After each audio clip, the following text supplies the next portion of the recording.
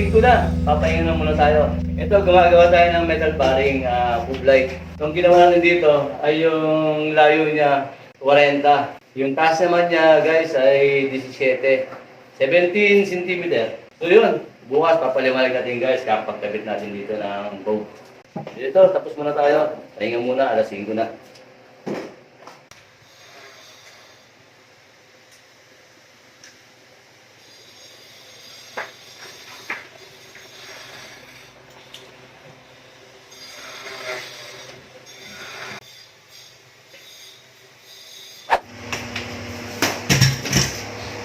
Yun mga kagarahe, ito ay nakakabit na ko tayo ng metal paring. Ito kung mapapansin nyo mga kagarahe ay ito ang ginawa natin dito ay 40 cm. So ito naman yung height naman ito, yung taas ay 17 cm. So dito yung bahay ng cube nasa 10 cm. Yung taas naman niya dito sa harapan ay 7 cm. So yun ay may kasama ako. Ito, nagkakabit muna kami ito. Maya-maya ay maglalagay na kami ng Hardiplex. So yung ilaw niya, isisentro natin yan guys dito sa gitna. Isisentro natin yan.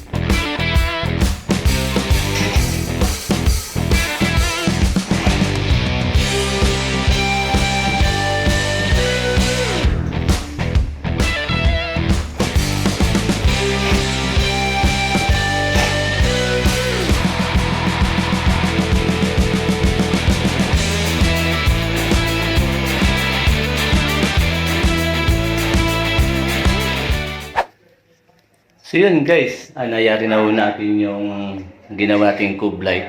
So naglagay ho tayo kanina ng LED light. Yan, kung mapapansin niyo po siya, tricolor po yan, 3 kulay po siya. Pati rin po itong ceiling fan. Yan, na-install na rin po natin mga kagarahe. So ito po, finish na po ito. Ito na yung pinaka-final niya. Tapos na po siya. So ang ginagawa na lang namin guys, sa labas na lang, yung veranda. So yan, kung mapapansin nyo guys, yan. Itong bar, meron na rin siya, na-install na rin namin yan. So yun guys, ang ginagawa namin, ito na lang ang labas. So guys, papakita ko sa inyo yung aming ginagawa pang cube light na para dito sa veranda.